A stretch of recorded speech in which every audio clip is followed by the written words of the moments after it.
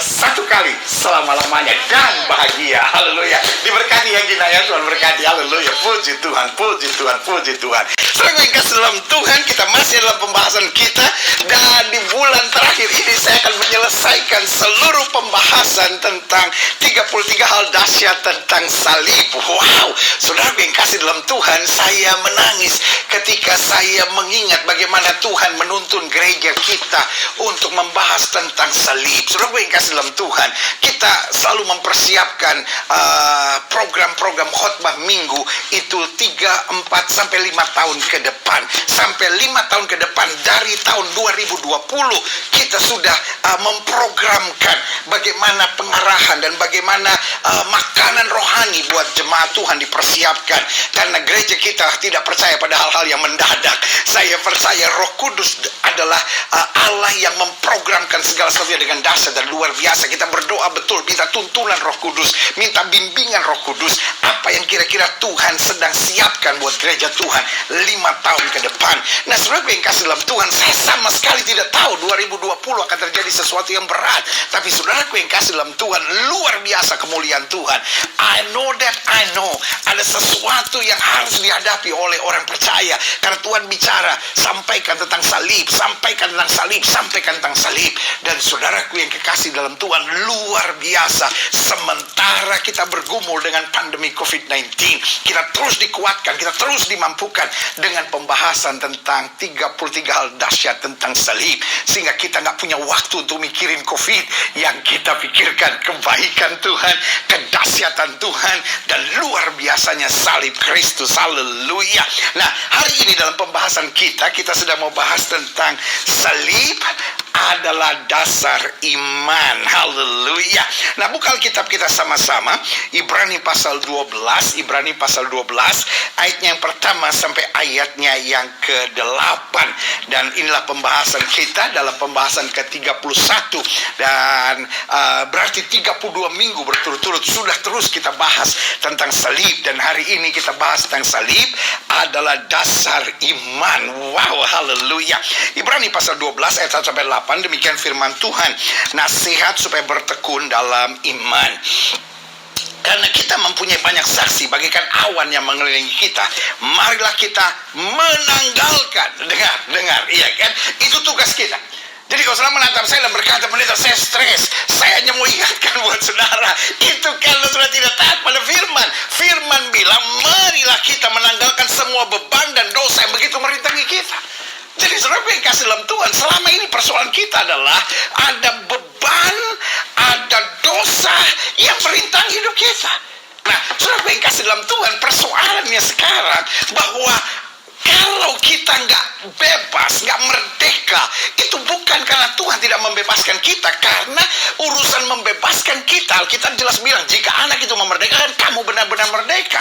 Tetapi sekarang persoalannya adalah ada tanggung jawab yang Tuhan minta tugas kita. Dan apa tanggung jawab dan yang Tuhan minta? Yaitu marilah kita menanggalkan semua beban dan dosa yang begitu merintangi kita. Jadi saudara yang kasih dalam Tuhan, kadang-kadang persoalannya kita masih membiarkan beban dan dosa merintangi kita. Dan kalau kita biarkan beban dan dosa merintangi kita, maka saudara yang kasih dalam Tuhan, yang terjadilah hidup kita berat, hidup kita tertekan. Lalu kita bingung kenapa Tuhan tidak mengangkat semuanya dari kayu salib. Bukan Tuhan tidak mengangkatnya, kitanya yang tetap mau biarkan beban dan dosa itu merintangi kita.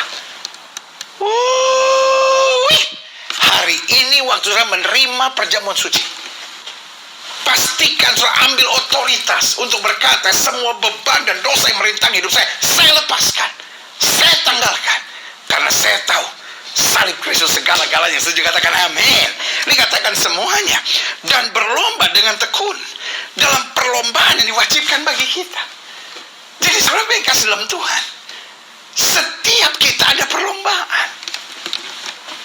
Makanya kadang kalau saudara berpikir, kok hidup Kristen berat ya, kok hidup Kristen kok begini ya, kok hidup Kristen begini ya. Saudara, karena Tuhan begitu menghargai kita. Saudara, orang berjuang mati-matian untuk jadi atlet nasional. Perlombaan bukan sesuatu yang menyakitkan. Memang mendatangkan keringat, memang harus membuat latihan yang keras. Tapi perlombaan bukan sesuatu yang menakutkan. Perlombaan adalah sebuah kebanggaan,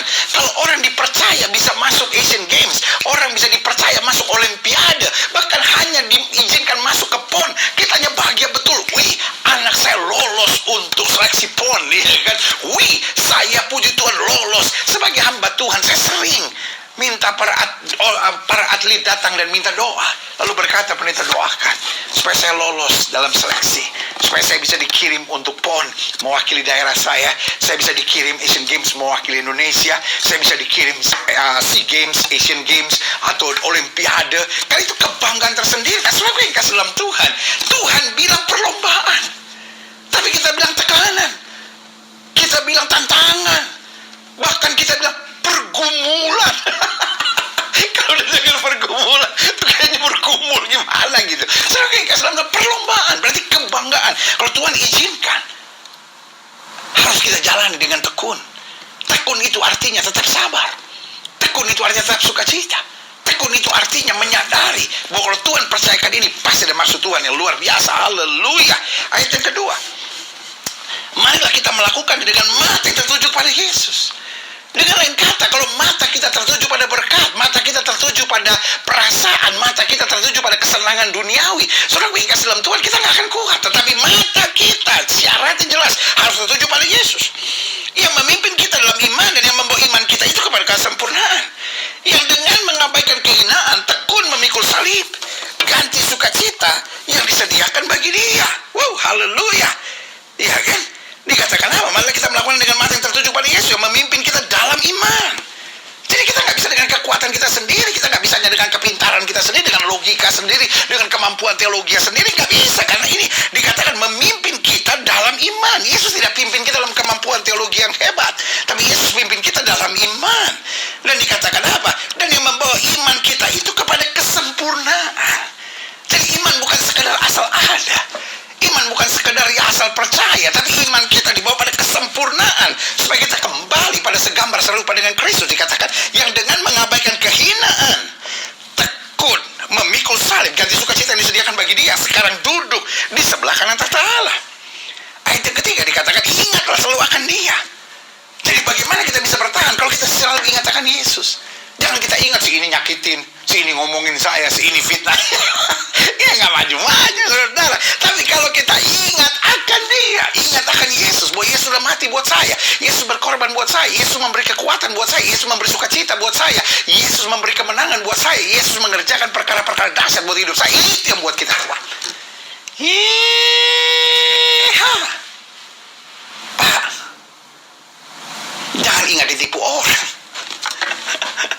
Bu, jangan ingat disakiti dan dikhianati. Adik-adik muda, jangan ingat diputusin. Justru yang harus kita ingat kebaikan Tuhan, kedahsyatan Tuhan, kuasa Tuhan yang luar biasa. Haleluya.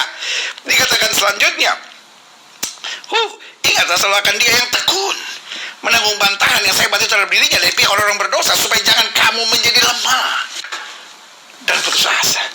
Jadi kalau yang kita ingat hal-hal yang menyakitkan, yang mengecewakan, yang melukai, itu yang membuat kita lemah dan putus asa.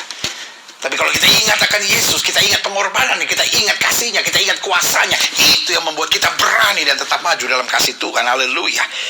Ayat yang keempat, dalam pergumulan kamu melawan dosa, kamu belum sampai mencucurkan darah. Betul berat, betul ada tekanan, tetapi tidak sampai mencucurkan darah, kata Alkitab. Dan sudah lupakah kamu akan nasihat yang berbicara kepada kamu seperti kepada anak-anak? Hai anakku, janganlah kamu anggap enteng didikan Tuhan, dan janganlah kamu putus asa apabila engkau diperingatkannya, karena Tuhan, haleluya, menghajar orang yang dikasihinya, dan Ia menyesal orang yang diakuinya sebagai anak. Jadi kalau kita diizinkan menghadapi tantangan, kita diizinkan menghadapi masalah, kita diizinkan menghadapi pergumulan, kita diakui, kita dihargai, kita dipercaya sebagai anak.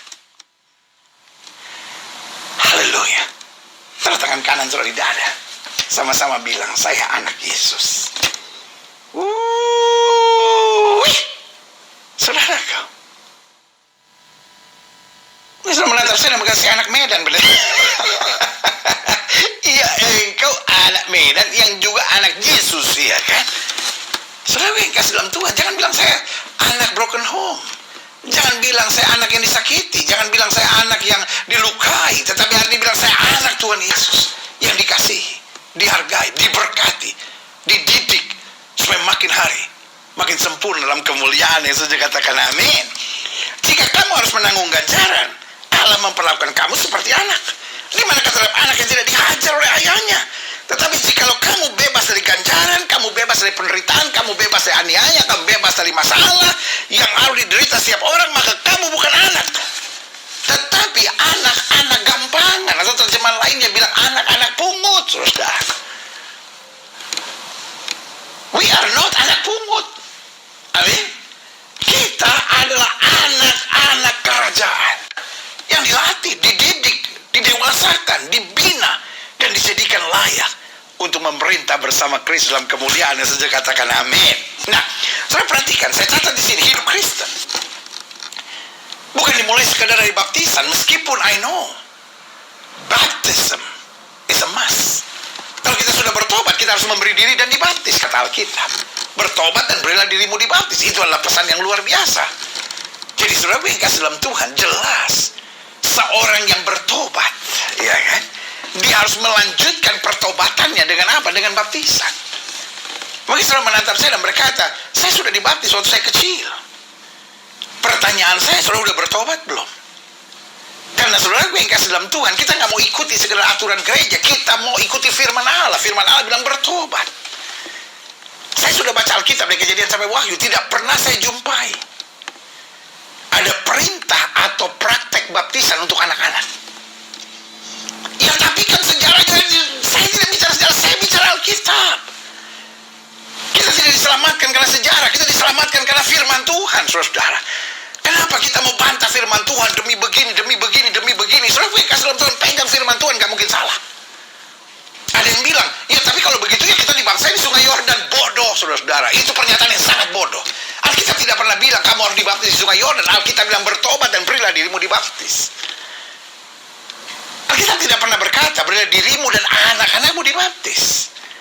Itu hanya dorongan keyakinan orang tua. Mungkin sudah menatap saya dan berkata, jadi baptisan anak-anak salah. Bukan salah.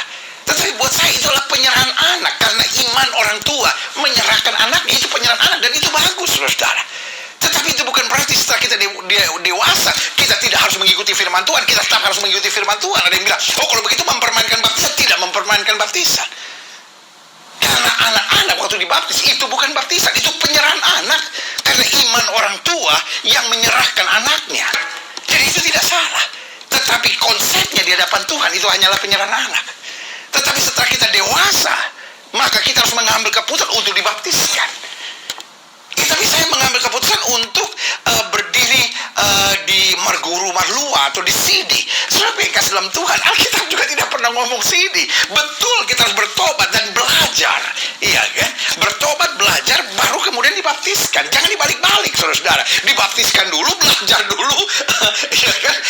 Baru kemudian bertobat. Ini nggak bisa, saudara-saudara, iya kan? Jadi dari sini kembali kita back to the Word of God. Tetapi pertanyaannya, apakah setiap orang dibaptis pasti diselamatkan? Enggak juga. Kalau begitu kenapa kita dibaptis? Karena kita mau taat pada firman Tuhan. Jadi bukan baptisan yang menyelamatkan, tapi orang yang bertobat harus menyerahkan diri dibaptis. Nah, saudaraku yang kasih dalam Tuhan, tetapi kekristenan bukan dimulai ketika seorang dibaptis. Ada banyak orang yang dibaptis tapi tetap berzina, tetap jadi istri piaraan, tetap hidup dalam dosa, tetap lakukan hubungan seks sebelum nikah. Jadi hidup Kristen dimulai dari iman. Iya kan? Karena kalau saudara pelajari, klik Ibrani 11 ayat 6. Tetapi tanpa iman tidak mungkin orang berkenan kepada Allah. Tanpa iman orang bisa ke gereja, tanpa iman orang bisa jadi pendeta, tanpa iman orang bisa melayani, tanpa iman orang bisa bersaksi, tanpa iman orang bisa jadi guru sekolah minggu, ya kan? Tapi tanpa iman tidak mungkin orang berkenan kepada Allah. Sebab barang siapa berpaling kepada Allah, ia harus percaya, ia harus beriman bahwa Allah itu ada. Dan bahwa Allah memberi upah kepada orang yang sungguh-sungguh mencari Dia. Jadi artinya kita nggak gampang kecewa, kita nggak gampang mengeluh, kita nggak gampang bersungut-sungut, karena kita tahu ada upah. Jerih payah kita dalam Tuhan tidak sia-sia. Makanya orang beriman tidak cepat putus asa. Orang beriman tidak cepat kepahitan. Orang beriman tidak cepat membalas yang jahat dengan yang jahat. Saudaraku yang kasih dalam Tuhan, gereja kita mendukung kawan-kawan di Kabupaten Sigi. Betul, mereka bukan dari aliran yang sama dengan kita, Gereja Bethel Indonesia. Mereka adalah dari Gereja Bala Keselamatan. Tetapi apakah berarti kalau kita beda denominasi, kita tidak saling memperhatikan? Kita satu tubuh dalam Kristus. Ketika mereka terluka, kita juga terluka. Tetapi saya bangga melihat mereka yang begitu tak beriman, begitu percaya. Ada orang-orang yang bilang, nggak bisa dong, kita cuma mengampuni. Kita juga harus berbuat sesuatu. Saudara yang kasih dalam Tuhan, biarlah urusan berbuat sesuatu, urusan pemerintah. urusan polisi, urusan tentara, dan polisi dan tentara serius untuk itu. Saudaraku yang kasih dalam Tuhan, kita bersyukur buat Panglima TNI, kita bersyukur buat Kapolri, kita doakan terus supaya hal-hal dahsyat, hal-hal yang bertanggung jawab, hal-hal yang tegas mereka lakukan dalam kapasitas mereka sebagai jenderal, baik jenderal TNI maupun jenderal polisi. Tapi saudaraku yang kasih dalam Tuhan, tugas kita, ya kan, mendoakan. Karena kita berkata, jangan membalas yang jahat dengan yang jahat, jangan kamu mengutuk, tetapi berkatilah. Itulah tugas kita, suka atau nggak suka. Kita anak Tuhan Yesus, diperintahkannya begitu, kita lakukannya begitu. Tetapi Alkitab juga memang bilang, pemerintah itu menyandang pedang. Pembalasan itu hak Tuhan. Jadi saudara yang kasih dalam Tuhan, pembalasan bukan hak kita. Saya berdoa khusus dan saya mengajak jemaat semuanya setiap hari 2-3 menit berdoa buat terorisme di Indonesia, supaya terorisme ini berhenti. Karena teroris agamanya adalah iblis. Orang-orang yang terlibat dengan teroris adalah orang-orang yang lihat darah lalu bersorak, orang-orang yang lihat kematian lalu bangga, karena buat mereka kematian adalah kemenangan. Buat kami kematian mereka, kehancuran mereka adalah kemenangan dan sorak-sorai buat kami. Hati yang dikuasai oleh iblis. Saudaraku yang kasih dalam Tuhan, ini waktunya gereja Tuhan bersatu. Ini waktunya anak-anak Tuhan mengucapkan berkat dan berdoa sungguh-sungguh. Karena Alkitab sudah bilang, anak lelaki yang kelakuannya seperti keledai liar akan memusuhi semua orang, dan orang semua akan melawan mereka. Dan itu sudah dibuatkan oleh Alkitab, cerita tentang terorisme yang akan hadir. Tetapi saudaraku yang kasih dalam Tuhan, Alkitab saya juga mengingatkan, orang yang bertahan sampai kesudahannya akan tetap kuat dan bertindak. Karena saudaraku yang kasih dalam Tuhan, Alkitab jamin buat kita, 1000 boleh rebah di sisi kirimu, 10.000 boleh rebah di sisi kananmu, itu tidak akan menimpamu. Karena yang maha kuasa memerintahkan pasukan dan malaikatnya untuk menjaga kita. Saudaraku yang kasih dalam Tuhan, ini waktunya untuk kita berdoa buat teroris, kita berdoa buat Kabupaten Sigi. Karena apa yang terjadi sekarang, teroris agamanya adalah iblis. Dan saudaraku yang kasih dalam Tuhan, kita tidak akan dipermainkan oleh iblis, dan kita tidak mau biarkan iblis terus berkuasa. Kita lawan dia dengan iman yang teguh, maka dia akan lari. Itu janji Tuhan. Jadi saudaraku yang kasih dalam Tuhan, ini waktunya gereja Tuhan bersatu. Ini waktunya gereja Tuhan tidak saling menyalahkan. Ini waktunya gereja Tuhan berlutut di kaki Tuhan, memohon belas kasihan Tuhan. Sesuatu yang dahsyat akan terjadi, saudaraku. Hidup tanpa iman, tidak mungkin orang berkenan kepada Allah. Sebab barang siapa berpaling pada Allah, ia harus percaya bahwa Allah itu ada, dan bahwa Allah memberi upah kepada orang yang sungguh-sungguh mencari dia. Jadi saudaraku yang kasih dalam Tuhan, betul hidup ini keras, betul hidup ini berat, betul tantangan demi tantangan itu menyakitkan. Tapi sebagai hamba Allah, saya hanya mau ingatkan buat setiap saudara sekalian, ada upah. Mereka yang mati sebagai martir, mereka punya tempat yang penuh kemuliaan di sorga. Yang setuju katakan amin. Saudara mau berdoa untuk Kabupaten Sigi? Saudara mau berdoa buat kegerakan teroris? Saudara mau berdoa buat tentara, polisi, intelijen di bangsa ini? Saudara mau berdoa buat Badan Nasional Penanggulangan Terorisme? Kita berdoa supaya lembaga-lembaga pemerintah ini tegas, berwibawa, dan bijaksana dalam mengambil keputusan-keputusannya. Doa kita akan mengubahkan nasib satu bangsa. Haleluya. Nah, Roma 14 ayat 23 jadi jelas, tanpa iman tidak mungkin orang berkenan kepada Allah. Jadi hidup Kristen dimulai dari iman. Roma 14 ayat 23 bilang, tetapi barang siapa yang bimbang kalau ia makan, ia telah dihukum karena ia tidak melakukan yang berdasarkan iman. Dan segala sesuatu yang tidak berdasarkan iman adalah dosa. Saya boleh saja beribadah, saudara boleh saja baptisan, saudara boleh saja ke gereja, saudara boleh saja terlibat pelayanan, tapi tanpa iman. Artinya apa? Saudara beribadah tapi cari untung. Saudara beribadah tapi pakai pikiran-pikiran duniawi. Saudara melakukan kegiatan-kegiatan rohani tapi hidup dalam penuh ketakutan, kekhawatiran. Tanpa iman, kata Alkitab, adalah dosa. Ini waktunya anak-anak Tuhan semakin dewasa. Saya bangga dipercayakan Tuhan, baik melalui program Kamu Hebat, membangun komunitas yang luar biasa, maupun sebagai gembala dari Gereja Bethel Indonesia Glow Fellowship Center, maupun menjadi pembina dalam program hari Minggu lawatan Allah di rumah masing-masing. Saya mengerti, tidak semua saudara yang beribadah bersama hari Minggu ini adalah jemaat dari Gereja Bethel Indonesia Glow Fellowship Center. Saya mengerti saudara dari berbagai gereja, bahkan ada yang hamba-hamba Tuhan kembali ke gereja saudara masing-masing. Tetapi Tuhan mempercayakan ibadah Minggu, mimbar lawatan Allah di rumah masing-masing, sebagai kesempatan untuk kita semua saling bergandengan tangan, untuk kita saling menguatkan satu sama lainnya. Apa Tuhan taruh pesan dalam hidup saya bagikan buat setiap saudara, supaya saudara bisa catch the fire, dapat terima api itu untuk berjalan dalam kuasa salib Kristus. Sudah terlampau lama gereja dininabobokan hanya dengan berkat, mujizat, dininabobokan hanya dengan ajaran-ajaran yang menyenangkan hati, dengan spekulasi-spekulasi yang menyakitkan. Saudaraku yang kasih dalam Tuhan, sudah waktunya gereja Tuhan kembali dibentuk oleh salib, sehingga kita hidup dalam iman. Dan iman menuntun kita pada keberanian, iman menuntun kita pada semangat, iman menuntun kita pada sukacita, dan iman menuntun kita untuk senantiasa melakukan yang terbaik, tidak miring ke kiri maupun miring ke kanan, tapi berjalan sesuai firman Tuhan. Setuju, katakan amin. Roma 1 ayat 17. Jadi ingat ya, segala sesuatu, termasuk pelayanan, termasuk kegiatan-kegiatan rohani, kalau tidak berdasarkan iman, dia adalah dosa, kata Alkitab. Roma 1 ayat 17. Sebab di dalamnya nyata kebenaran Allah yang bertolak dari iman dan memimpin kepada iman, seperti yang tertulis, orang benar akan hidup oleh iman. Orang benar bukan akan hidup oleh uang. Orang benar bukan hidup oleh mujizat. Orang benar bukan hidup oleh berkat. Betul ada berkat, betul selalu ada mujizat, betul selalu ada kelimpahan yang Tuhan sediakan buat kita. Tetapi orang benar akan hidup oleh iman. Ini waktunya. Walaupun kita belum melihat, walaupun yang kita rasa berbeda, tetapi iman bersaksi kepada kita bahwa Tuhan kita dahsyat, Tuhan kita baik, Tuhan kita luar biasa. Janjinya dan ya dan amin. Dan semua yang disingkapkan dalam firman-Nya, itu akan terjadi dalam kehidupan kita. Haleluya. Jadi yang membedakan kita dengan orang dunia jelas adalah iman. Pertanyaan saya, ada nggak orang Kristen yang mati karena COVID? Ada nggak hamba Tuhan yang mati karena COVID? Ada. Ada nggak orang Kristen yang mati karena aniaya karena pelayanan? Ada. Ada nggak orang Kristen yang ditipu orang?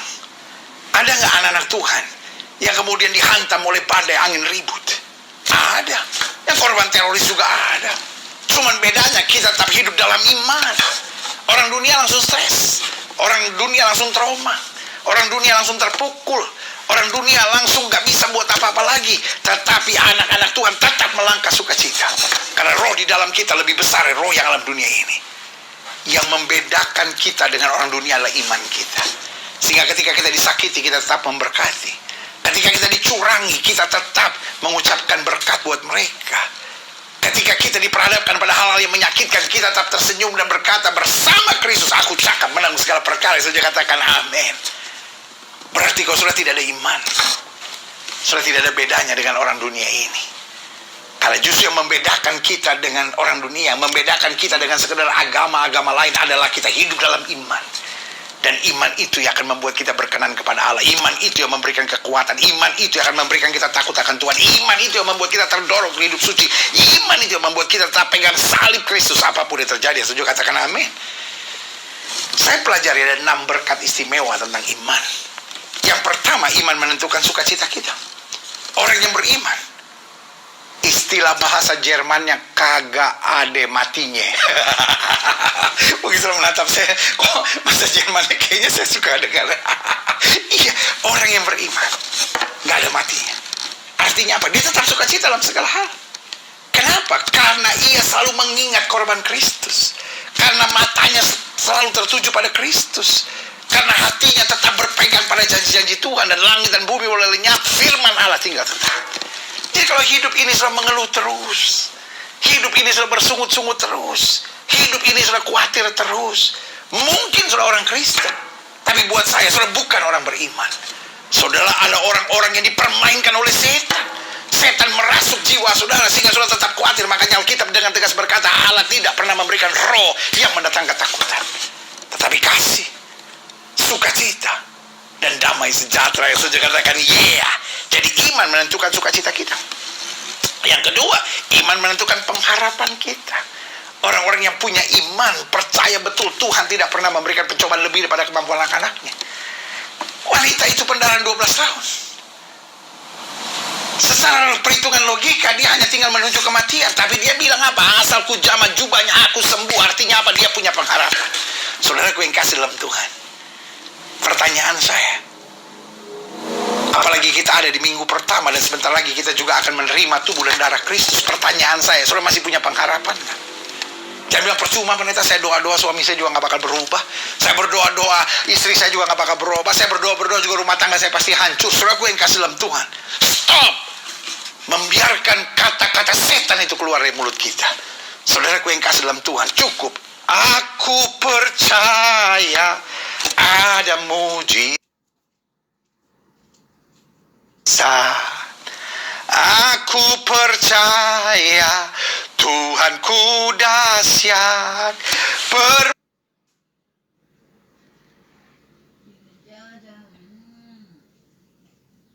perbuatan ajaib telah dikerjakannya. Aku percaya ada mujizat. Amin. Itu pengharapan. Alkitab berkata, dulu aku muda, sekarang aku menjadi tua, tidak pernah aku lihat anak cucu orang benar meminta-minta roti. Haleluya. Yang ketiga, iman menentukan integritas kita. Orang beriman gak suka berbohong. Orang beriman gak suka egois. Orang beriman adalah orang-orang yang bertanggung jawab, orang-orang yang bekerja dengan jujur, orang yang bekerja dengan keras, orang-orang yang bekerja dengan bertanggung jawab. Kenapa? Karena dia tidak mau bikin malu nama Tuhan. Jadi saudara yang kasih dalam Tuhan, kalau engkau menyebut Kristen tapi engkau berselingkuh, saya beri nama engkau tidak berintegritas. Betul istrimu mungkin tidak tahu, betul suamimu mungkin tidak tahu, betul mungkin orang tuamu tidak tahu, tapi Yesus tahu. Orang-orang yang hidup dalam iman akan berkata, tidak mungkin aku mengecewakan Tuhan. Tidak mungkin aku melukai hati Tuhan. Karena aku lebih takut sama Tuhan daripada apapun di muka bumi ini. Jadi jelas ya, iman menentukan sukacita kita. Iman menentukan pengharapan kita. Menjadi orang yang terus berkobar-kobar. Karena jerih payah kita dalam Tuhan tidak sia-sia. Yang ketiga, menentukan integritas kita. Yang keempat, menentukan kerendahan hati kita. Saya kadang-kala aneh. Orang kok udah ke gereja, orang kok sudah mendapat banyak berkat Tuhan, kok bisa sombong gitu. Bisa tengil gitu hidupnya, bisa tinggi hati gitu. Oh, semua karena saya, semua karena kemampuan. Saudaraku, Tuhan Yakov eksis. Selesai kita. Alkitab berkata, manusia berusaha dengan kekuatannya, Tuhan dari sorga tertawa atau menertawakan mereka itu. Jangan sombong. Saudara diberkati, amin. Saudara terima banyak mujizat, amin. Saudara diangkat Tuhan dengan jabatan yang luar biasa, haleluya. Tapi bukan berarti engkau bisa seenaknya terhadap siapapun. Jangan sombong. Karena kalau kita bisa ada, sebagaimana kita ada, yang pertama karena Tuhan. Yang kedua karena ada orang tua kita yang merawat kita. Betul mereka tidak sempurna, tetapi mereka berarti dalam hidup kita. Ada guru-guru yang juga mengajar kita. Ada hamba-hamba Tuhan yang mendoakan kita. Ada sahabat-sahabat, dan sahabat ada dua. Yang pertama sahabat yang baik, dia untuk menguatkan kita. Dan sahabat yang tidak baik, dia untuk melatih kita, mendisiplinkan kita, untuk mengarahkan kita, sehingga hidup kita hanya sepenuhnya pada janji-janji Tuhan. Jadi saudara gue yang kasih dalam Tuhan, tidak ada orang yang bisa bilang, oh saya bisa hebat karena perjuangan saya sendiri. Bodoh. Saudara dipermainkan setan itu. Sebagai hamba Allah, saya hanya mau ingatkan buat saudara, mari kita jadi orang yang rendah hati. Aku ada, sebagaimana aku ada. Yang pertama pasti karena Tuhan. Yang kedua, karena ada orang-orang yang Tuhan kirim di sekitar saya untuk menopang saya, menguatkan saya. Jadi kita selalu menghargai orang lain. Kita selalu berjuang, Tuhan bagaimana saya jadi berkat. Tuhan, saya nggak boleh merugikan orang, saya nggak boleh menyusahkan orang, saya nggak boleh menyakitkan hati orang. Tapi dimanapun saya ada, saya rindu menyatakan kemuliaan Tuhan. Haleluya. Saudara yang kasih dalam Tuhan, saya pelajari selanjutnya. Mengapa iman menentukan perbedaan kita dengan orang dunia? Karena iman menentukan sukacita kita, iman menentukan pengharapan kita, integritas kita, karena hati kita, lalu keberanian kita. Kita berani bukan karena kita nekat, kita berani bukan karena kita nggak pernah takut, tapi kenapa kita berani? Karena Tuhan berjanji, aku menyertai engkau sampai kesudahan alam. Jadi saudaraku yang kasih dalam Tuhan, meskipun hari-hari ini kaki kita gemetar karena situasi yang terjadi, mungkin kadang-kala jiwa kita bergejolak karena kita dengar berita-berita yang menakutkan setiap hari kita mendengar berita yang menakutkan. Tapi saudara yang kasih dalam Tuhan, kita diberikan keberanian oleh Tuhan karena kita percaya betul singa dan ular tedung akan kita langkahi. Kita akan menginjak anak singa dan ular naga. Apalagi cuman virus yang namanya COVID, saudara. Apalagi cuman peristiwa yang namanya diberhentikan. Apalagi hanya peristiwa yang berkata dirumahkan. Apalagi yang namanya hanya PHK. Singa dan ular tedung akan kita langkahi. Dan kita akan menginjak anak singa dan ular naga. Artinya apa? Melewati saat-saat yang sukar, selalu ada mujizat dan pertolongan Tuhan sempurna. Yang setuju katakan amin. Sama-sama bilang sama saya, iman membuat saya berani. Orang mana ada bilang lomeng-lomeng ini semua. Ayo sama-sama bilang, iman membuat saya berani. Ayo lebih semangat lagi. Kepalkan tangan kanan saudara di rumah masing-masing, sama-sama bilang, iman membuat saya berani. Haleluya. Kenapa saya ingin saudara mengucapkannya? Supaya itu masuk dalam roh saudara. Sehingga ketika roh saudara dalam tekanan bagaimanapun, tiba-tiba ada suara yang berkata dalam jiwamu, iman membuat saya berani. Selama kita hidup dalam iman, kita nggak akan pernah takut. Haleluya. Selanjutnya, iman menentukan kesetiaan kita. Orang-orang yang beriman pasti menjadi orang-orang yang setia. Orang-orang beriman tidak mungkin jadi pengkhianat. Orang-orang beriman tidak mungkin jadi pemberontak. Orang-orang beriman tidak mungkin dia mengambil keuntungan buat dirinya sendiri. Dimanapun Tuhan tempatkan dia, orang-orang beriman menjadi orang-orang yang setia. Saudara yang kasih dalam Tuhan, hanya hitungan hari kita di beberapa daerah akan turut terlibat dalam pilkada serentak. Dan sebagai hamba Tuhan, saya tetap harus mendoakan dan mengarahkan saudara. Yang pertama selalu saya bilang, jangan jadi pelacur-pelacur politik. Jangan sampai ada orang Kristen yang mau terima uang haram saudara. Uang hanya untuk pilihan, lalu saudara menghalalkan segala cara. Itu adalah kejahatan. Cara Tuhan memberkati kita bukan dengan cara-cara seperti itu. Lalu yang kedua, pilihlah orang-orang yang takut akan Tuhan.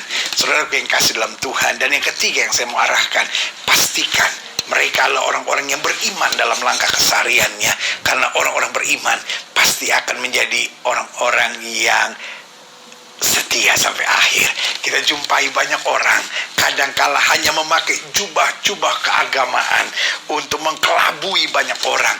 Karena dia pakai jubah-jubah keagamaannya untuk mempergunakan topeng kepalsuan dan kemunafikannya. Tapi saudara yang kasih dalam Tuhan, cari yang sungguh-sungguh takut akan Tuhan, cari yang sungguh-sungguh beriman, dan kita doa betul. Jadi saudara-saudara yang mau masuk bilik suara, pastikan saudara berdoa betul, sehingga apa yang Tuhan arahkan di saat itu yang saudara pilih. Sehingga Indonesia akan bangkit, Indonesia akan maju, Indonesia akan kuat, karena berisi orang-orang yang tidak mencari kepentingannya sendiri. Terlalu banyak orang hari-hari ini asal ngomong. Terlalu banyak politisi-politisi yang saya sebut politisi-politisi busuk saudara, yang hanya untuk demi kepentingannya sendiri memutarbalikkan perkataan. Kita dengarnya aja mau muntah saudara, enak saudara melihat itu. Kita doakan supaya di bangsa ini mereka yang punya kepentingan seperti itu digeser dengan cara Tuhan. Tuhan sendiri akan menyingkapkannya sehingga Indonesia tetap tangguh, Indonesia tetap kuat, Indonesia tetap penuh dengan berkat Tuhan. Saya katakan amin. Jadi saya simpulkan begini, kekristenan tanpa iman adalah kepalsuan serta ketertekanan. Bahkan kalau saya boleh tambahkan, adalah kebodohan. Karena apa? Kebodohan. Karena tanpa iman kita nggak akan melihat kemuliaan Tuhan, kita nggak akan melihat mujizat Tuhan, kita nggak akan lihat pertolongan Tuhan. Istilahnya cuman dapat capeknya doang saudara. Kita beriman, kita beragama, tapi cuma dapat capeknya doang. Tapi kalau kita beriman, kita melangkah dengan tekun dalam kemuliaan Tuhan. Kadangkala kita menghadapi badai, tapi di balik badai ada kemuliaan dahsyat yang kita terima. Saya katakan amin. Nah, saudara yang kasih dalam Tuhan, bagaimana iman itu hadir dalam kehidupan kita?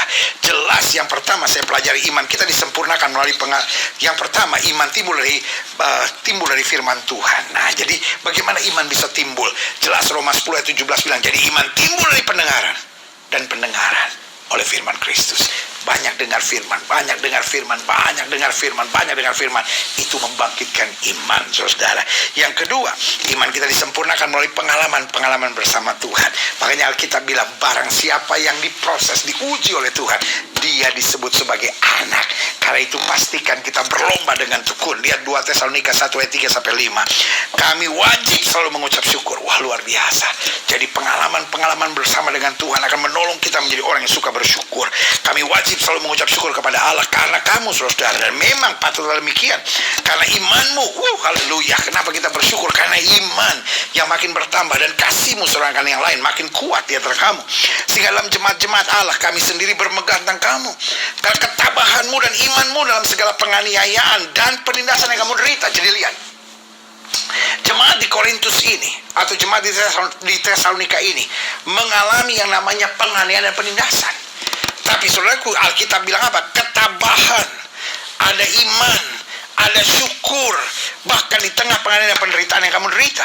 Satu bukti tentang adilnya penghakiman Allah yang menyatakan bahwa kamu layak menjadi warga kerajaan Allah. Kamu yang sekarang menderita karena kerajaan itu. Jadi saudaraku yang kasih dalam Tuhan, secara jujur, kita semua menderita. Kenapa? Karena kita sedang diproses Tuhan. Kita harus pikul salib. Kita harus berkata tidak pada kenikmatan dan kesenangan dunia. Tetapi itu worth it. Itu layak, saudara. Karena kita adalah warga kerajaan surga. Saja katakan amin. Nah, adapun dalam mendasarkan iman, ada beberapa model orang Kristen. Jadi jelas ya. Yang pertama, iman timbul dari pendengaran firman Tuhan. Tetapi yang kedua, iman kita disempurnakan melalui pengalaman-pengalaman bersama dengan Kristus. Nah, adapun dalam mendasarkan iman, saya pelajari di sini, ya kan? Yang perlu kita tahu ada beberapa model orang Kristen. Yang pertama, ada yang mendasarkan imannya pada nubuat. Waduh, dia senang sekali kalau ada orang nubuat. Tolong dong, siapa sih yang bisa nubuat? Tolong dong nubuatin saya gitu. Karena kalau ada nubuat, baru dia beriman. Saudara yang kasih dalam Tuhan, nubuat bukan dasar iman. Tapi nubuat hanya mengkonfirmasi apa yang sebetulnya Tuhan izinkan terjadi dalam hidup kita. Baik yang sudah terjadi maupun yang akan terjadi. Jadi kita nggak usah mikir-mikir, ini ada nubuatan tentang ini. Jalani aja hidup. Nanti pada saat kita mengalaminya baru, ini toh maksud Tuhan waktu itu menyampaikan nubuatan ini. Saya percaya nubuat. Kenapa saya percaya nubuat? Karena Alkitab ngomong tentang nubuat. Yang saya nggak percaya, lu buat-buat.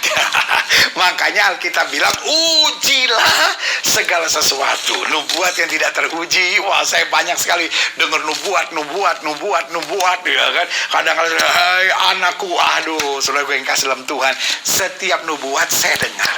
Tetapi setiap nubuat tetap saya uji. Bagaimana ujinya? Satu firman. Yang kedua, melalui proses waktu. Kenapa? Karena Alkitab sudah bilang, seorang nabi, kalau dia bernubuat, tapi nubuatnya tidak tergenapi, dia harus diseret keluar kota dan dilempar batu sampai mati. Jadi saudara yang kasih dalam Tuhan, artinya ada saja orang-orang yang perasaannya, dianggap Tuhan sedang berbicara. Itu sebabnya hati-hati dengan nubuat. Saya tidak bilang bahwa nubuat itu jahat, keliru, salah, dan sesat. Tetapi saya harus jelaskan, ada yang betul-betul nubuat dari Roh Kudus dan harus diuji dengan firman dan harus diuji dengan proses waktu tentang kebenarannya, terbukti nggak nubuatan tersebut. Lalu yang kedua saya pelajari, ya kan, ada yang mendasarkan imannya pada nubuat, ada yang nubuat yang harus diuji. Tapi yang kedua, ada yang namanya lu buat-buat. Nah, ini yang harus gereja Tuhan hati-hati. Jangan apa-apa, ini Tuhan bicara. Tuhan bicara pasti terkonfirmasi oleh firman. Karena Tuhan tidak pernah berbicara bertentangan dengan firman-Nya. Dan yang kedua, nubuat itu pasti harus terjadi. Lu buat-buat, ujungnya dibuat-buat, saudara. Ujungnya kalau nggak terjadi, ini karena begini sih, karena begini, nggak ada. Nubuat itu sesuatu yang terjadi, pasti terjadi. Haleluya. Nah, yang kedua, ada yang mendasarkan imannya pada berkat dan mujizat, ya kan? Pokoknya saya percaya ada berkat, saya percaya ada mujizat, amin.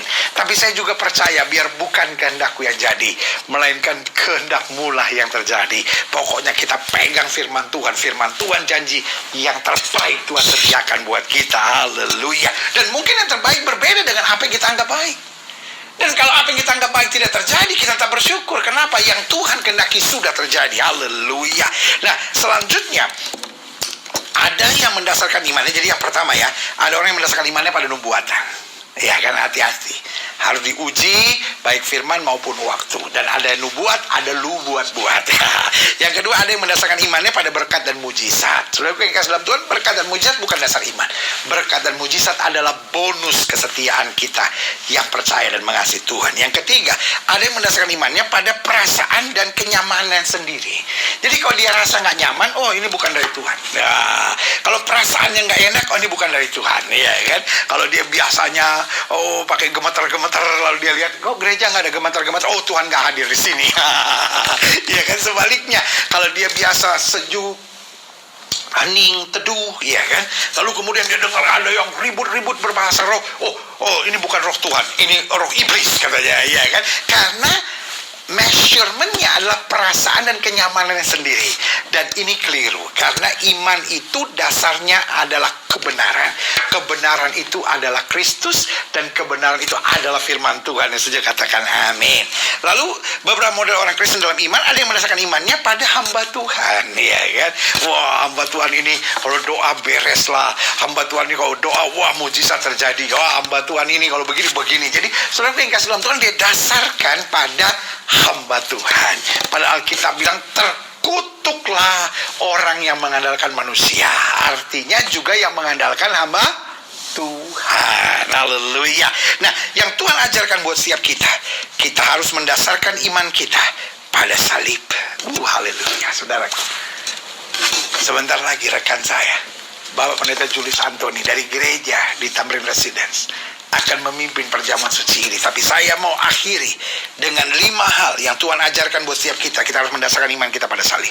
Yang pertama, salib mengajar kita untuk harus siap menanggalkan hal-hal yang dapat mengganggu kesaksian serta perjalanan kita dengan Tuhan. Jadi ada tanggung jawab. Yesus menyelesaikan semuanya dari kayu salib. Tapi kitanya ada tanggung jawab. Hal-hal yang mengganggu kesaksian serta perjalanan kita dengan Tuhan harus kita tanggalkan. Beban, dosa, pikiran-pikiran negatif, rasa curiga, ya kan? Perasaan-perasaan yang selalu tertuduh, ya kan? Intimidasi, kegelapan harus kita tanggalkan. Sehingga kita bilang, aku hidup. Tapi bukan lagi aku yang hidup, Kristus yang hidup dalam aku. Caranya gimana? Peperangan.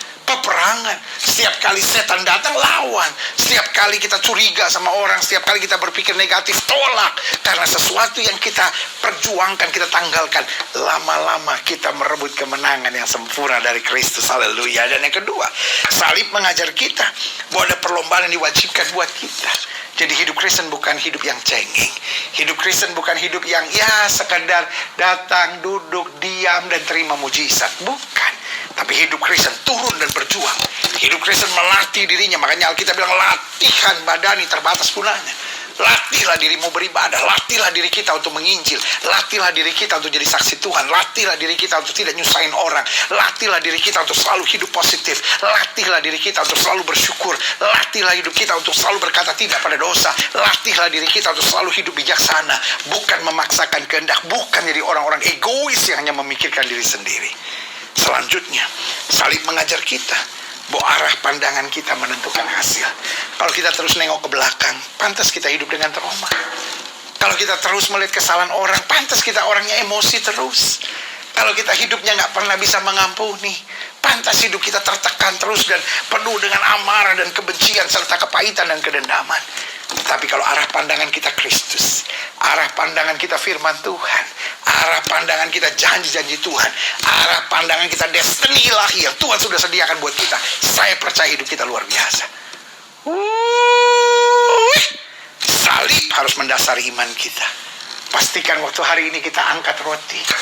Pastikan hari ini waktu kita angkat perjamuan kita angkat anggur di hadapan Tuhan.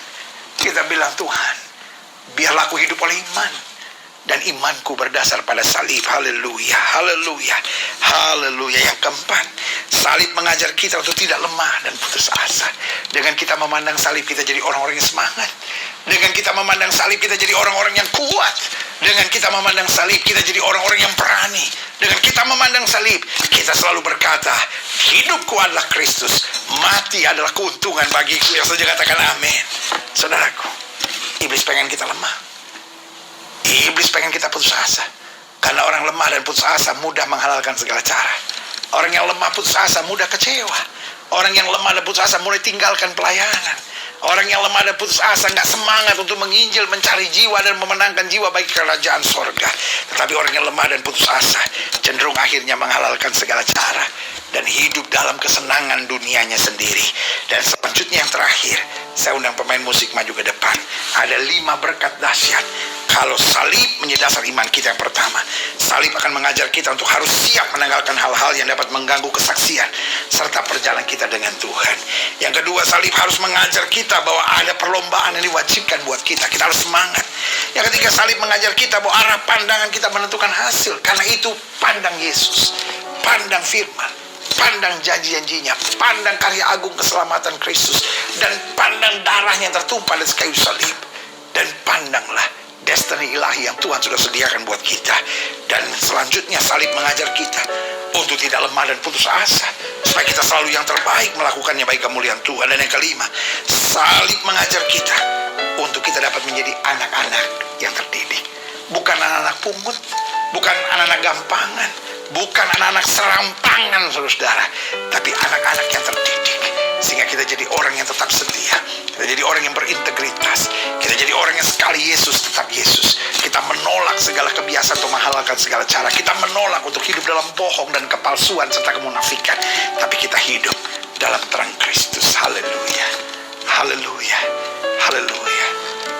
Setiap mata terpejam, setiap kepala tertunduk, setiap hati terangkat pada Tuhan. Hari ini adalah hari berkat.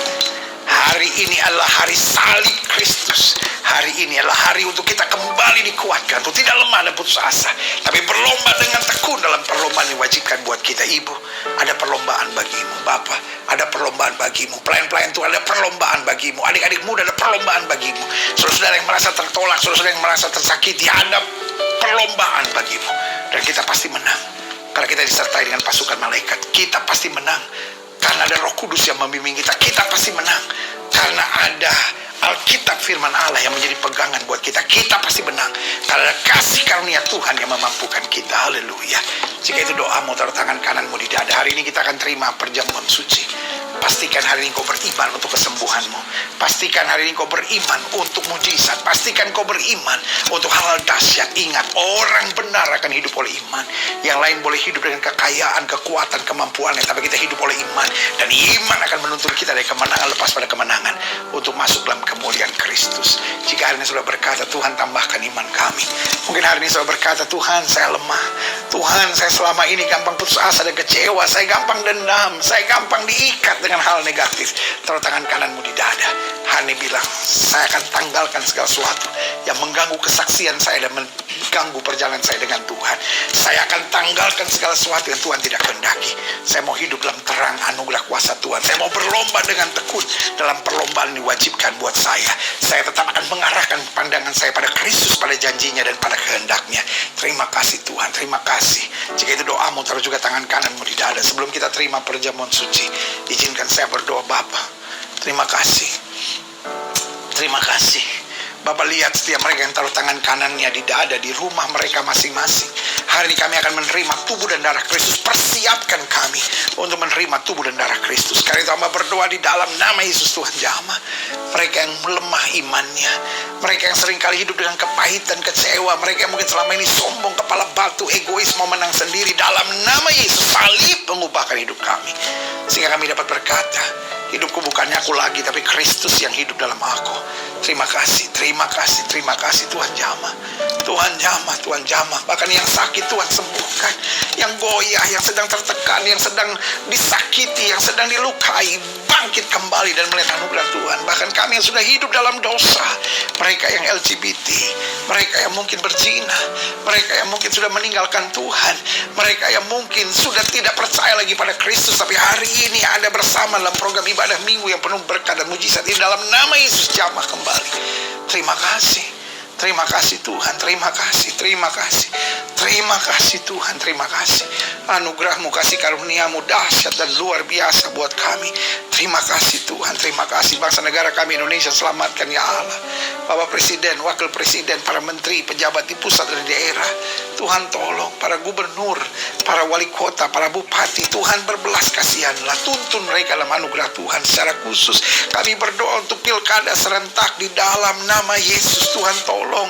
Sehingga ini tidak menjadi klaster-klaster COVID dalam nama Yesus, Tuhan tolong. Tapi pada saat yang bersamaan, sehingga ini menjadi sesuatu yang penting untuk menentukan pimpinan-pimpinan terbaik di provinsi kami, di kabupaten kami, di kota-kota kami, di dalam nama Yesus. Hal-hal yang baik boleh terus terjadi. Bapak Kapolri, Panglima TNI, Kepala BIN, BNPT, BNPB, Tuhan kami ucapkan berkat dalam nama Yesus. Mereka dijaga Tuhan, polisi, tentara, semua dalam perlindungan Tuhan. Sehingga roh takut akan Tuhan di bangsa ini, Tuhan.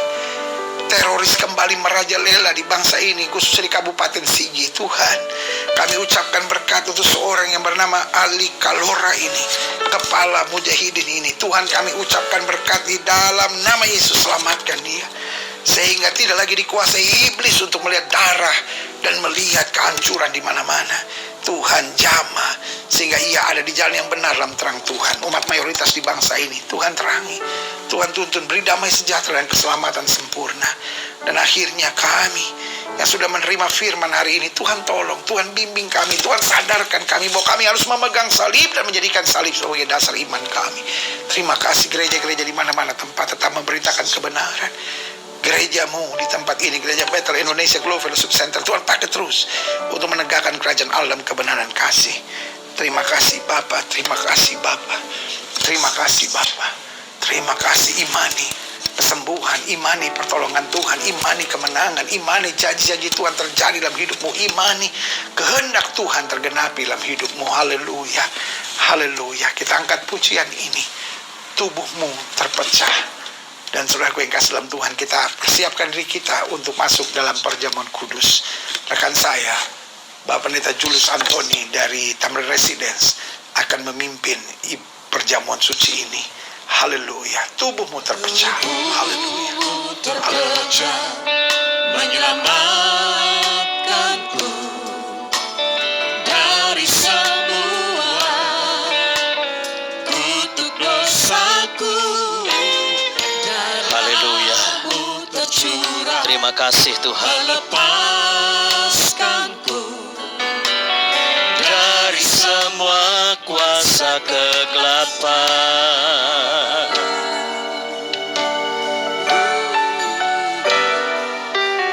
Tubuhmu terpecah menyelamatkanku dari semua kutuk dosaku. Darahmu tercurah melepaskanku dari semua kuasa kegelapan. Ku terima kasih-Mu dan kuasa-Mu dalam persekutuan dengan tubuhmu. Ku terima janji-Mu, mujizat-Mu dalam perjanjian dengan darah-Mu.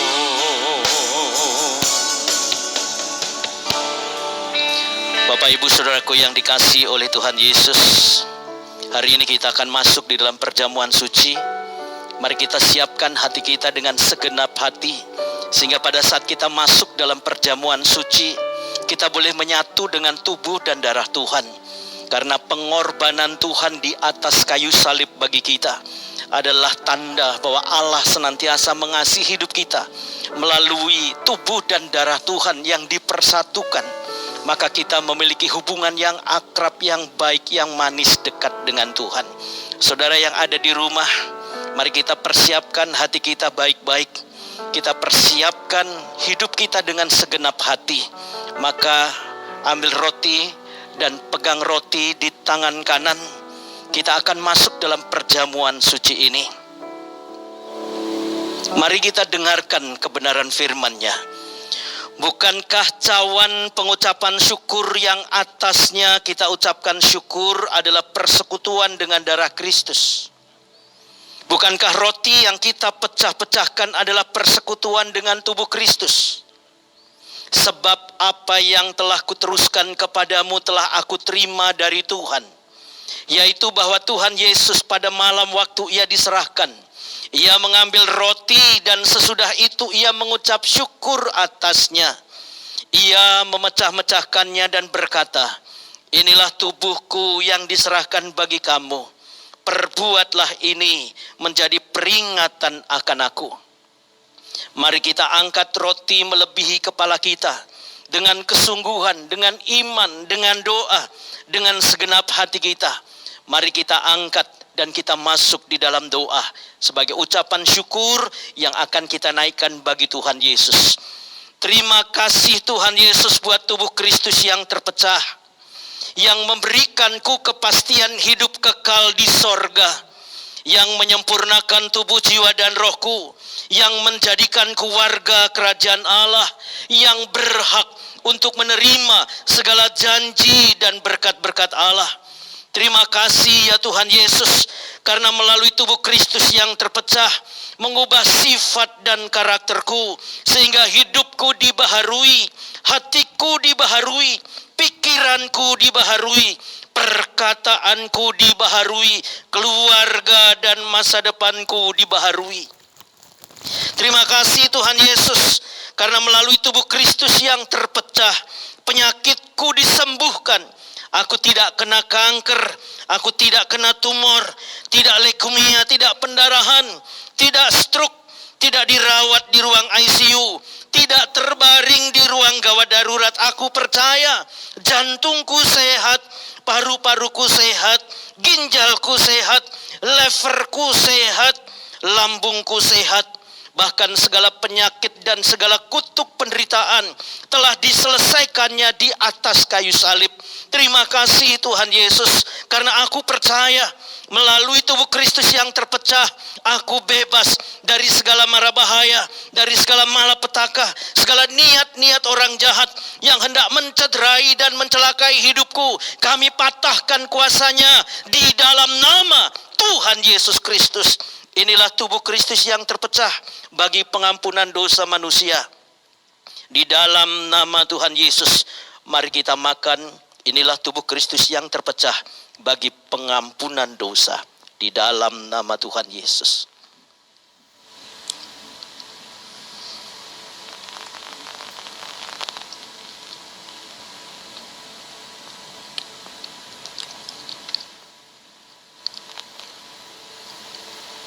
Haleluya. Haleluya. Terima kasih buat tubuh yang terpecah, yang telah menyatu dengan tubuh kami ya Tuhan. Bapak Ibu Saudaraku sekalian, jemaat Tuhan yang disayangi oleh Tuhan, mari pegang cawan di tangan kanan kita dan dengarkanlah firman Tuhan. Demikian juga ia mengambil cawan sesudah makan lalu berkata, cawan ini adalah perjanjian baru yang dimeteraikan oleh darahku. Perbuatlah ini setiap kali kamu meminumnya, menjadi peringatan akan aku. Sebab setiap kali kamu makan roti ini dan minum cawan ini, kamu memberitakan kematian Tuhan sampai ia datang. Jadi barang siapa dengan cara yang tidak layak makan roti atau minum cawan Tuhan, ia berdosa terhadap tubuh dan darah Tuhan. Mari kita angkat cawan perjanjian melebihi kepala kita dengan iman, dengan kesungguhan. Mari kita bersama-sama berdoa dan mari ikuti doa saya. Terima kasih Tuhan Yesus buat darah Kristus yang tertumpah. Aku percaya melalui darah Kristus yang tertumpah, hidupku telah lunas dibayar. Aku bukan lagi milik dunia, hidupku milik Kristus. Sehingga aku tidak lagi berada dalam gelap, melainkan dalam terang yang ajaib bersama dengan Kristus. Terima kasih Tuhan Yesus, karena melalui darah Kristus yang tertumpah, aku percaya segala kuasa kegelapan telah dihancurkan. Sehingga aku tidak bisa dihipnotis, tidak bisa disantet, tidak bisa terkena guna-guna. Hidupku dipagari, kuasa Tuhan menjagaiku, menjagai keluargaku, pekerjaanku, usahaku, seluruh gerak hidupku, bahkan menjagai keluarga dan masa depanku. Terima kasih Tuhan Yesus. Aku percaya melalui darah Kristus yang tertumpah, aku bebas dari segala kutuk dosa, dari segala kutuk penderitaan, dari segala kutuk keturunan, dan segala kutuk yang diucapkan orang lain kepadaku. Dan aku percaya hidupku berkelimpahan, aku tidak kekurangan. Hidupku akan selalu mengalami terobosan untuk meraih segenap janji Tuhan dan berjalan dalam mujizat setiap hari. Terima kasih Tuhan Yesus, aku percaya melalui darah Kristus yang tertumpah, hidupku telah dipulihkan, hidupku telah disempurnakan, sehingga aku layak menjadi warga kerajaan sorga. Terima kasih Tuhan Yesus buat darah Kristus yang tertumpah bagi penyucian dosa manusia. Mari kita minum di dalam nama Tuhan Yesus. Inilah darah Kristus yang tertumpah bagi pengampunan dosa manusia.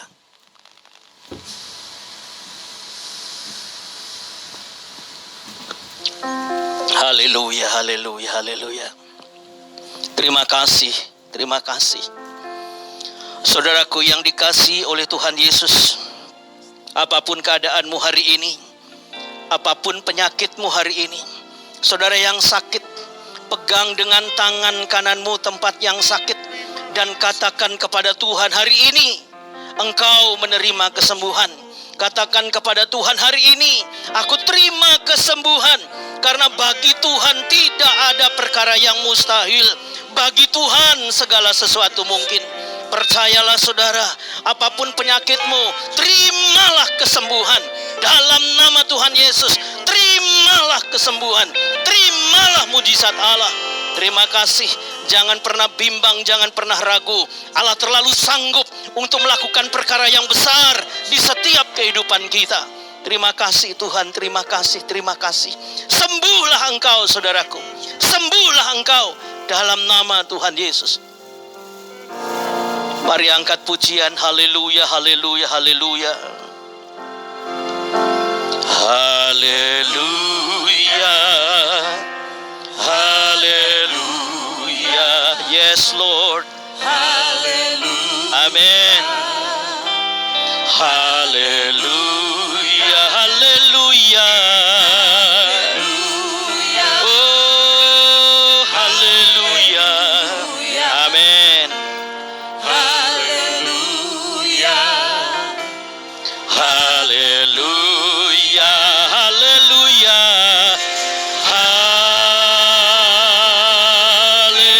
Haleluya. Mari semuanya bersyukur.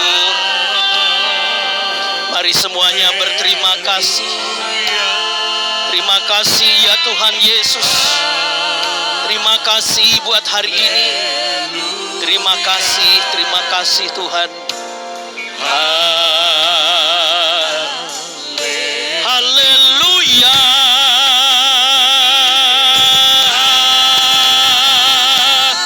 Haleluya. Oh. Haleluya. Yes Lord. We thank you Lord. Terima kasih. Terima kasih Tuhan, terima kasih, terima kasih. Terima kasih buat persekutuan dengan tubuh dan darah Tuhan. Terima kasih buat kesembuhan. Terima kasih buat pemulihan. Terima kasih buat hal-hal yang baik yang Tuhan anugerahkan bagi hidup kami. Tuhan sayang kepada kami. Tuhan mengasihi hidup kami. Terima kasih Bapa yang baik. Dengan apakah kami mampu membalas semua kebaikan-Mu selain kami bersyukur dan berterima kasih atas segala kebaikan dan kemurahan-Mu. Terima kasih Bapa. Terima kasih buat tubuh dan darah-Mu yang telah menyatu dengan tubuh dan darah kami. Biarlah kami sehat, kami kuat, Dan kami tolak segala intervensi iblis setan yang coba mengganggu hidup kami, yang mengganggu keluarga kami, mengganggu usaha pekerjaan kami. Tuhan yang memulihkan dalam nama Tuhan Yesus. Terima kasih Bapa yang baik, terima kasih Tuhan Yesus, terima kasih buat tubuh dan darah-Mu, terima kasih Tuhan. Biarlah segala kemuliaan, segala hormat, segala sanjungan hanyalah bagi nama Tuhan semesta alam, Tuhan Yesus Kristus. Di dalam nama Tuhan Yesus kami bersyukur, haleluya. Kita semua yang diberkati mari berkata amin. Haleluya. Haleluya. Pak Pendeta Julius Antoni, terima kasih buat pelayanan yang luar biasa. Oh saudaraku, siapa yang diberkati hari ini? Yang diberkati boleh lambaikan tangan di rumah masing-masing. Haleluya. Oh bersyukur kita. Terima kasih buat tubuh yang terpecah, darah yang tertumpah. Karena saya tak percaya lewat tubuh yang terpecah, darah yang tertumpah, mujizat Tuhan pasti dinyatakan. Karena lewat perjamuan kudus kita disatukan dengan Kristus, sehingga kuasa kebangkitan Kristus ada dalam diri kita. Lalu kita berkata ketika kita mati bersama Kristus, kita juga akan dibangkitkan, dan roh yang membangkitkan Kristus dari antara mati ada dalam diri kita. Dan waktu kita menerima perjamuan suci, maka kekuatan baru Tuhan sediakan buat kita. Mujizatnya dahsyat dan luar biasa. Haleluya. Saudara yang kasih dalam Tuhan, waktunya untuk kita saat ini memberikan persembahan kita di masa yang disebut new normal atau tidak normal ini, saudara. Ya kan, jangan sekarang dulu. Nomor account ataupun scan QR sudah ada di layar televisi saudara. Tetapi pastikan kita doa dulu, jangan buru-buru bubar dulu. Biasanya orang kalau udah amin bubar saudara. Tapi tenang, walaupun saudara nggak memberi persembahan, sekali lagi saya bilang persembahan tidak diwajibkan buat kita. Dan khususnya kalau saudara bukan dari jemaat Gereja Bethel Indonesia Glow Fellowship Center, saudara boleh memberi persembahan tapi tidak perlu memberi perpuluhan, karena perpuluhan kembali ke gereja saudara masing-masing. Tapi kalau saudara jemaat dari Gereja Bethel Indonesia Glow Fellowship Center, saudara merasa dibangunkan di sini, saudara merasa mendapat makanan rohani dari gereja ini, lalu saudara mau mengembalikan perpuluhan milik Tuhan, pastikan saudara berikan dengan tulus, dengan sukarela. Karena jangan pernah memberi perpuluhan supaya diberkati, tapi kita memberi perpuluhan kenapa? Karena kita sudah diberkati dan kita mau mengembalikan hak Tuhan. Karena Alkitab berkata, ujilah aku. Jadi saudara yang kasih dalam Tuhan, kita mau memberi yang terbaik buat Tuhan. Dan setiap saudara baik yang mau memberi persembahan perpuluhan maupun persembahan biasa, Tuhan memberkati saudara asal hati kita betul-betul memberi karena mengasihi Tuhan. Dan kalau saudara juga mau memberi untuk mendukung, karena kita kirim tim untuk berangkat ke Kabupaten Sigi untuk berjumpa langsung dan memberi kekuatan dan memberikan bantuan. Saudara, bantuan pertama sudah kita berikan, dan sedapat mungkin kalau Tuhan mempercayakan, kita juga akan membangun rumah Tuhan di sana, saudara, karena mereka sekarang direlokasi, saudara. Jadi doakan supaya kerjasama kita dengan masyarakat di sana dan kerjasama kita dengan Gereja Bala Keselamatan di sana terus membuahkan hasil-hasil yang baik bagi kemuliaan Tuhan. Dan untuk saudara yang mau mendukung, saudara boleh kirim ke rekening Kamu Hebat, ya kan, dan juga rekening misi, saudara, karena dana khusus untuk Kabupaten Sigi kita ambil dari rekening Kamu Hebat, ya kan, atas nama Grayvens Gilbert, dan juga dari rekening misi kita, ya. Kita berdoa. Bapak terima kasih buat hari ini. Bapak terima kasih buat kasih karunia Tuhan. Bapak terima kasih buat kesempatan kami untuk menerima tubuh dan darah Kristus dalam perjamuan suci. Terima kasih buat hamba-Mu Bapak Pendeta Julius Antoni yang sudah membimbing kami dalam perjamuan suci, dan kami terima dengan iman tubuh dan darah Kristus menjadi satu dalam hidup kami. Kami satu dalam kematian dan kami satu dalam kuasa kebangkitan. Dan saatnya juga Tuhan, setelah kami menerima segala kebaikan-kebaikan Tuhan, saatnya kami mengembalikan baik perpuluhan milik Tuhan. Karena kami tahu kami memberi bukan supaya diberkati, tapi karena kami sudah diberkati. Karena itu kami mengerti perintah Tuhan untuk mengembalikan perpuluhan milik Tuhan. Kami memberi dengan sukacita.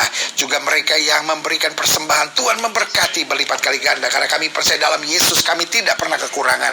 Selalu ada berkat mujizat. Kami dijauhkan dari belang pelaha, belang pengerik, belang pindahan, belang pelompat, tapi diperintahkan berkat Tuhan Tuhan yang berkelimpahan. Terima kasih, kami tidak akan mengalami kerugian, kami tidak pernah mengalami malapetaka mara bahaya, kami tidak akan pernah mengalami kecopetan, perampokan, kerugian. Ada mujizat Tuhan yang sempurna, bahkan berkat-berkat keuangan nyata dalam kehidupan kami sehari-hari. Mereka yang memberikan dan mengasihi Tuhan, mereka diberkati, baik sekarang yang transfer langsung maupun yang selama seminggu ini akan transfer. Tuhan memberkati berlipat kali ganda dalam anugerah Tuhan yang sempurna. Mereka yang mengelolanya juga Tuhan urapi sehingga semuanya berjalan dengan bertanggung jawab sesuai dengan apa yang Tuhan inginkan untuk kegerakan rohani terjadi melalui Gereja Bethel Indonesia Glow Fellowship Center. Terima kasih Bapa, kami siap memberi yang terbaik di dalam nama Yesus. Haleluya. Sama-sama kita yang siap memberi yang terbaik katakan amin, amin, amin, haleluya. Saudara yang kasih dalam Tuhan, waktunya kita siap memberi buat Tuhan. Dan mungkin ada saudara yang bertanya bagaimana dengan acara Natal gereja kita. Saudara yang kasih dalam Tuhan, setelah saya pulang nanti baru saya putuskan, karena kita ada dua opsi. Opsi pertama adalah seperti biasa ibadah dari gereja, tapi rasanya kalau ibadah Natal kok kurang mantap saudara. Jadi ada plan B-nya adalah saya bersama dengan tim, baik pastoral maupun tim pujian penyembahan. Kita mulai tanggal 20 Desember sampai tanggal 25, berarti 6 hari, 20, 21, 22, 23, 24, 25. Tiap hari saudara akan keliling pulau-pulau saudara melalui kapal pinisi, karena ini adalah langkah profetik kita untuk keselamatan bagi pulau-pulau. Betul kita nggak bisa sampai Papua saudara, tapi ini adalah langkah profetik antara pulau-pulau, karena Indonesia negerinya adalah pelaut saudara, iya kan? Walaupun yang lain cari untung melalui lobster tapi kita mau jadi berkat saudara, iya kan? Kita mau, dan di pesisir-pesisir banyak orang susah dan miskin saudara. Itu sebabnya kita sudah siapkan 5 hari berturut-turut 500 paket saudara untuk kita datang dan berbagi buat masyarakat di sana. Itu plan B kita saudara. Kita naik kapal pinisi, lalu itu sebagai doa untuk pulau-pulau bangsa-bangsa, tetapi sekaligus juga kita berbagi kasih saudara, karena selalu saya bilang Natal tanpa berbagi sia-sia semuanya. Jadi setiap sore dan malam kita ada pujian penyembahan, mungkin juga siang kita ada pujian penyembahan dari kapal, dan setiap saudara akan live bersama-sama, ya kan? Lalu setiap hari kita juga berbagi saudara, sehingga Natal tahun ini di tengah keprihatinan tetap luar biasa, karena 20, 21, 22, 23, 24, 25 setiap malam dan setiap siang kita bersama-sama di dalam program live kita. Jadi saudara yang kasih dalam Tuhan, saya berharap the spirit of Christmas selalu ada dalam hati kita masing-masing, karena Christmas is every day. Nah saudara yang kasih dalam Tuhan, bantu doa sehingga keputusan yang terbaik yang Tuhan kehendaki, karena kita merayakan Kristus yang turun menjadi sama, biarlah hanya yang Dia kehendaki yang boleh jadi. Saudara yang kasih dalam Tuhan, kita ikuti sekarang ministry update dan juga church update. Church update apa yang akan terjadi minggu depan, dan ministry update